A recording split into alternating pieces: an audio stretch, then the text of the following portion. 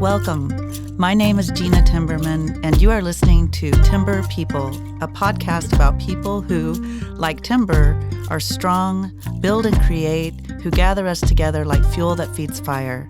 People who support structures of our community that uplift and protect.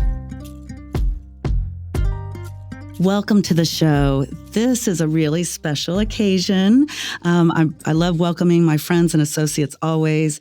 I really wanted to do a show on fashion and Indigenous perspective in fashion. And I'm really fortunate to have my dear friend, Kennetha Greenwood, who is an Otoe-Missouria artist, award-winning artist known for her work in graphic arts and beadwork, among many awesome other things.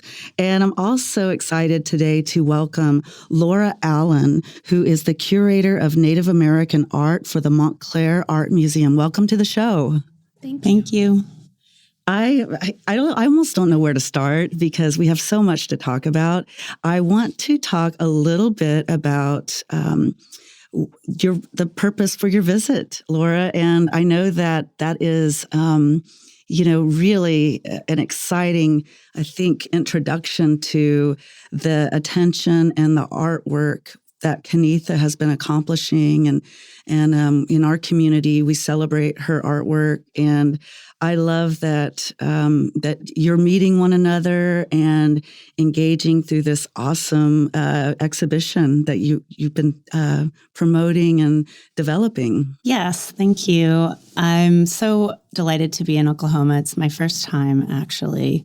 And I'm here for multiple reasons to support a reinstallation of Montclair Art Museum's collection of Native American art, which we've had in our care since at least the oldest pieces since 1914. And so we're reinstalling about 50 works in an exhibition that will open this September. And Kennetha and I have known each other now for a few years because an important part of what we do and what I take seriously at the museum is to expand the collection to include new works that are not only outstanding because of their artistry and their meaning, but also because they aren't represented currently in that historical and contemporary collection that we have.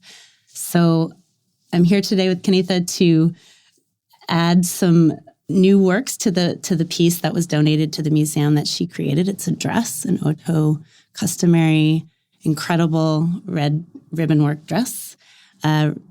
And we're adding a few more pieces to that. And then I'm also here to visit museums, visit with friends, and do a studio visit with Holly Wilson, who's a Delaware Nation artist that we're also working with.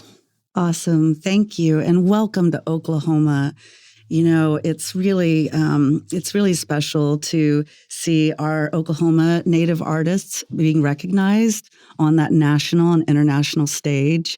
And Oklahoma is a unique place. You know, we say that at one time we were this collision of cultures, and today we're a collaboration of cultures. And I know that there is that collective wisdom exhibit that Kennetha is involved with, that's that really cool collaboration in the work. And I want to touch on that. But I'll tell you that dress is really interesting. And I know that your focus is on indigenizing the collection and engaging and interweaving the stories, the cultural identities, and the direction with the collections that you have and that you seek to obtain as well. And whenever I hear Kennetha speak about her fashion or her design, her artwork, it's always connected to her traditional knowledge and the history of her family, the inspiration and lessons learned from people like her mother, and to know that you are engaging in that first-person perspective with people representing their communities and tribes, it's really meaningful, and I thank you for that. It's my joy. It's part of why I do this work. So, Kennetha, I want the listeners to learn a little bit about the dress, but before we do, could you talk a little bit about your artwork and how your work has evolved into developing beautiful designs like the awesome dress you're wearing today, and also the dress that you created, with Mr. Benjamin West and his encouragement? Well, I started probably beadworking when I was probably like 14, 15 years old. Comes as a necessity, make your own hair ties and stuff like that for dancing. My mom has always been there to make our traditional Otoe clothes, which she learned from my great-grandmother, her grandmother, the traditional way to make our clothes, which is important because sometimes some tribes just kind of contemporize their clothes. It's come, getting a little flashier with contests and things like that. But I always try to maintain our traditional way of dress. It really represents who we are because we're a woodlands tribe. And so those floral designs are important to us because we try to honor and respect those blessings that were provided to us through the way we live, through those floral designs, those you'll see a lot of flowers, berries, and leaves that in our patterns. And sometimes you'll see geometric designs, but really those are just floral designs still like presented in an abstract form.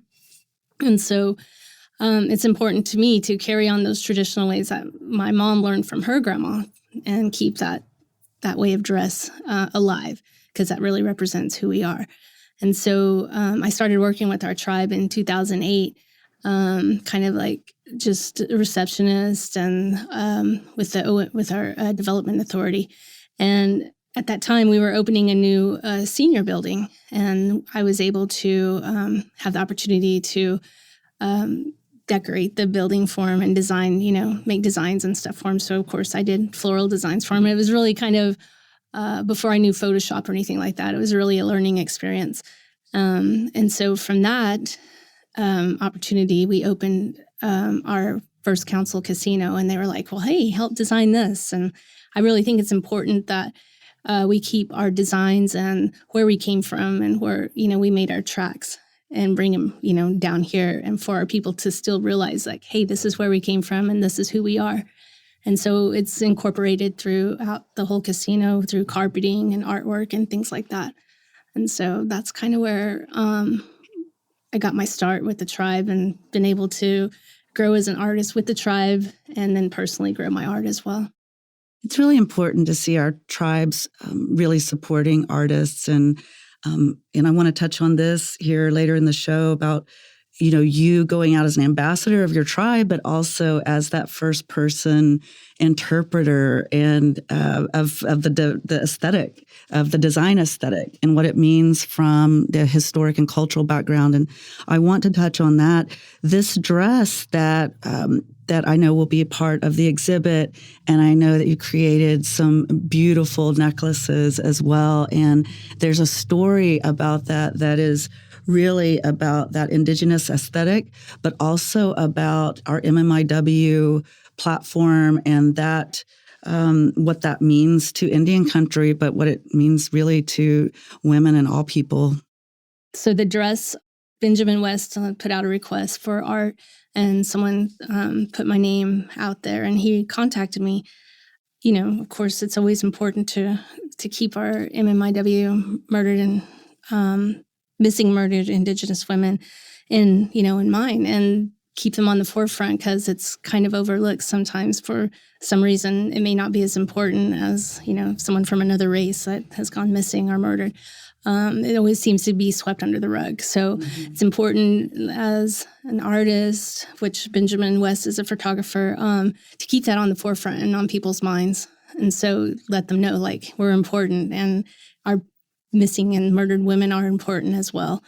And so he asked me to create this dress for it. So I created it in red with yellow and black floral work on down the front and around the bottom and on the shirt. The images that he took of it were stunning. He was slim black and white images with the dress and color and, just different images. They were really beautiful and important. So, and the message that he was putting out, of course, was, even more important. So, but I was fortunate to still have my mom around to help me, create the dress. I'm not the best seamstress, so I wanted to have her there to just kind of like, hey, how do I put this together?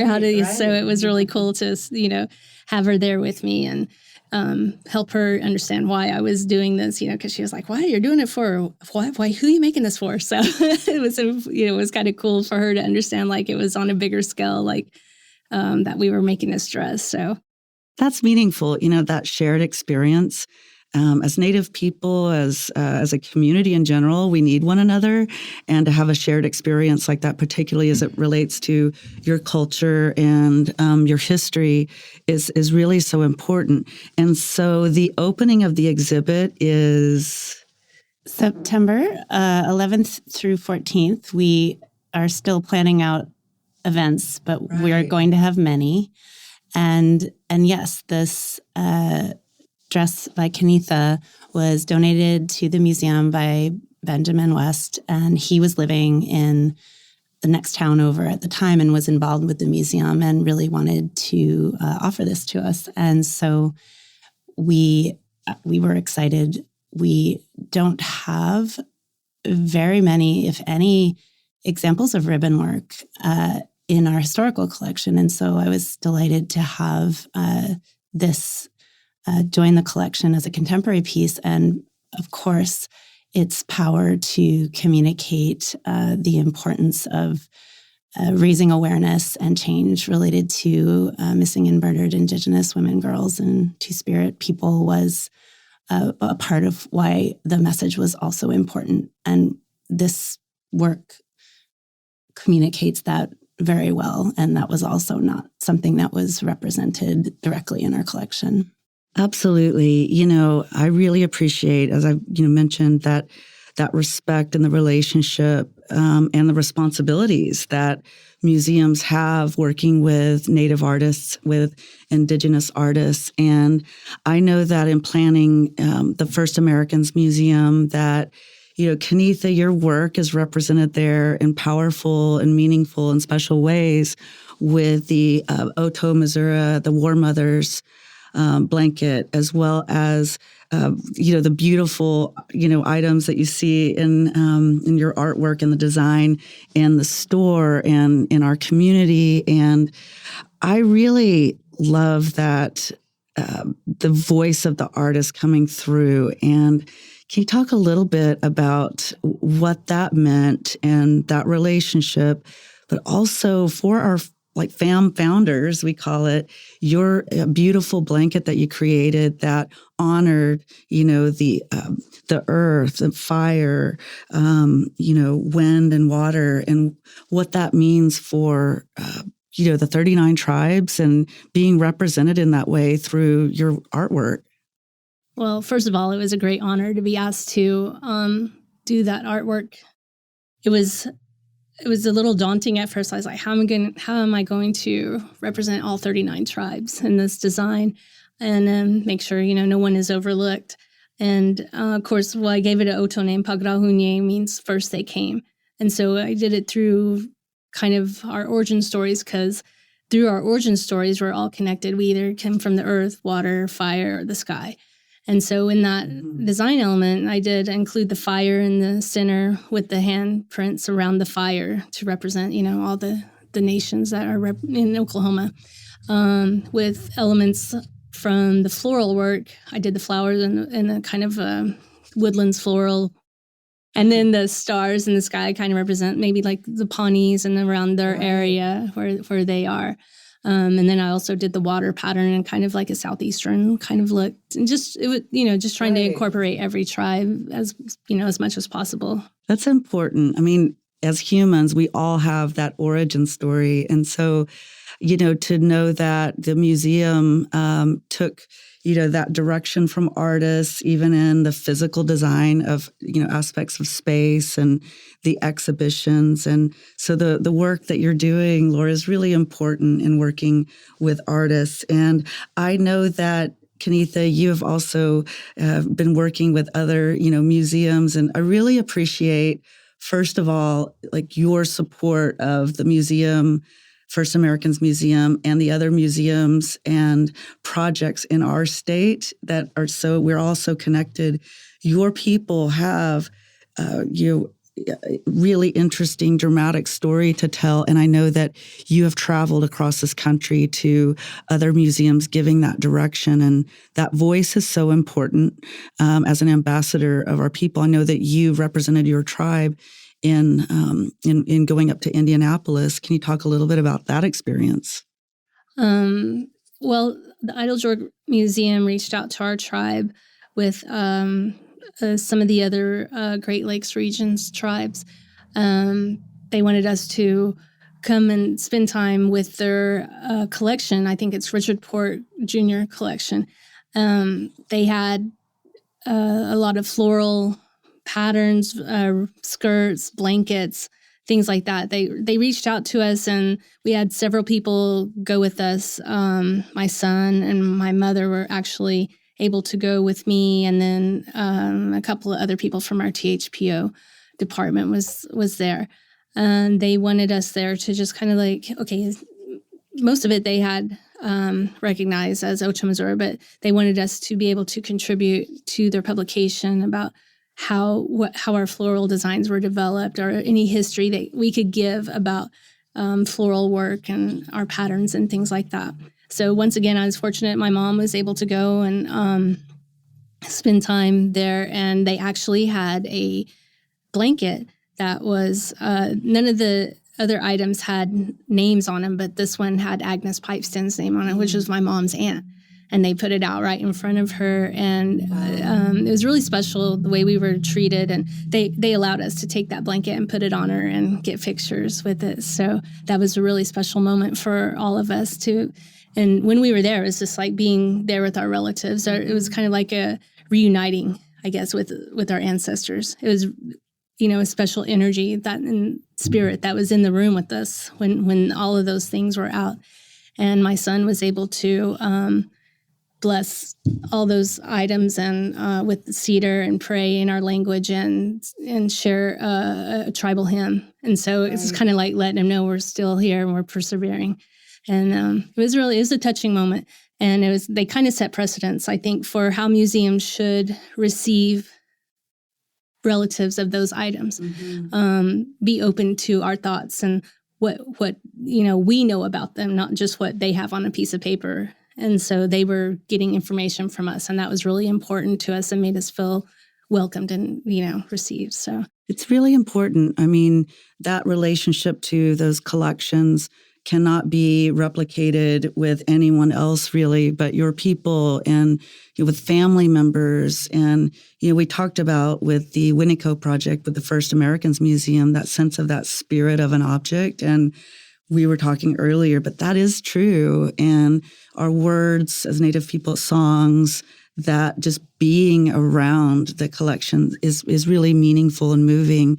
And I'm really excited to hear the work you continue to do with museums, and with Laura, with the work that you are doing. Now, Kennetha, we talked a little bit about, mentioned briefly the Collective Wisdom exhibit that I'm really excited to be a part of the board now. And I'm excited to see the piece that you and Kristen Gentry are working with. And we're thinking outside of the box today, and artists working with one another to have cross-cultural connection through art expression. And you and Kristen are friends and dear friends of mine. And I'm really excited to see. I know the exhibit has been out there for a while, the show, and as a member of the board of the Jacobson Foundation, the Jacobson House will host the exhibit. I'm excited to see your piece with Kristen. We decided to collaborate on a painting. We both do floral work and, very different designs. My design for the painting is kind of contemporary. I did another MMIW piece called Blanket of Protection.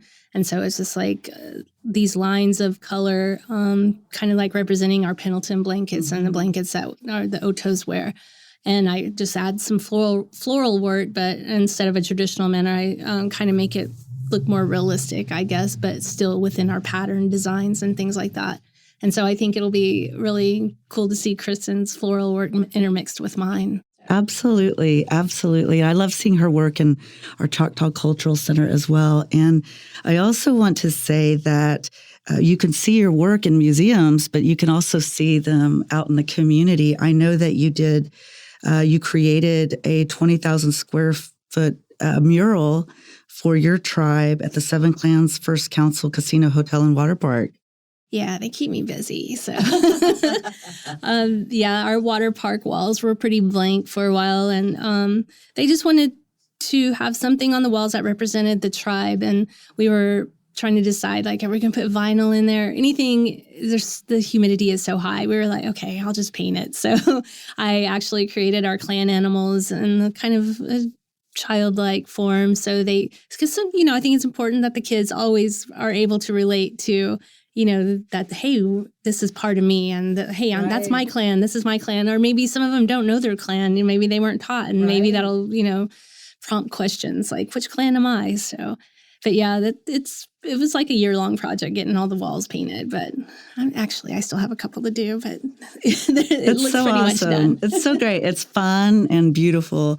And, something that we have to remember is, while we grew up with, within some knowledgeable communities around us, with museums, this may be the only avenue by which a Native visitor will get to learn about their culture or their community. And so I really appreciate museums like yours with Montclair Art Museum really engaging the Indigenous voice and perspective, because that is that connection to the past, the present, and that identity that someone, may explore paving forward, for themselves and their families. So.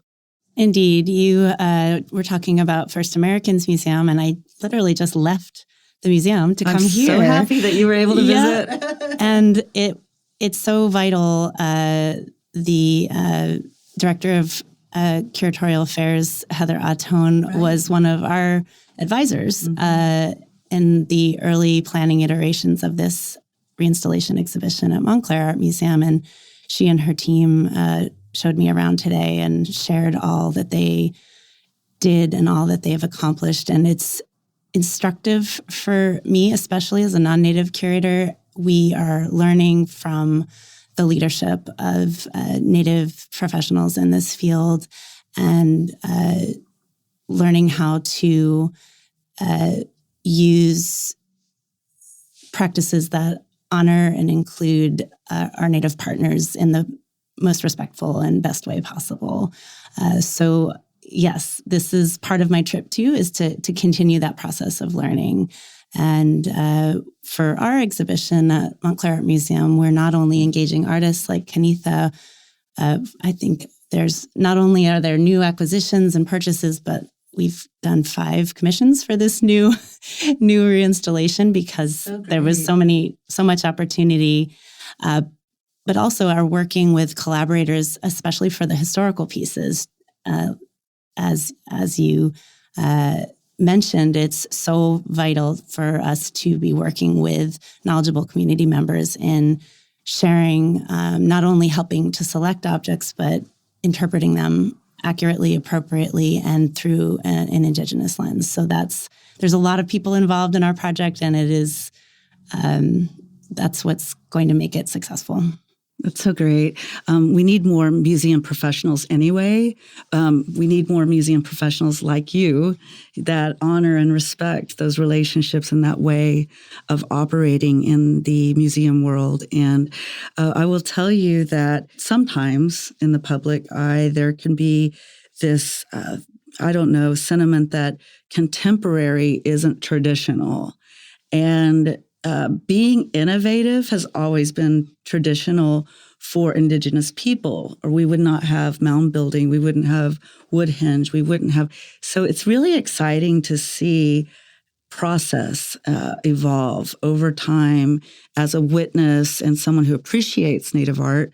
Kennetha, with your graphic art and design, and what you can do with a computer to enhance your ways of creating, and with your beadwork and how you're teaching others. And I love to see that, we're able to put these beautiful designs, as a community collective, and, artists are able to put those designs on fashion when we talk about regalia versus fashion, you think about that, the appropriation of cultural identity. And fashion really offers a really beautiful, fresh way to celebrate Indigenous design created by really talented artists like Kennetha and others. And I'm just so excited to see what you're going to turn out next in the work that you do. Me too. Yeah, I think it's great to be able to express ourselves. Like in the office, you could just wear a dress with traditional looking patterns on it. It's really fun, and you could still identify as, hey, I'm wearing, I'm Indian, and I'm gonna show it, and my clothing today. I'm not gonna wear obviously my Otoe clothes to work, but I can wear something with my Otoe design on there, and you can just represent who you are.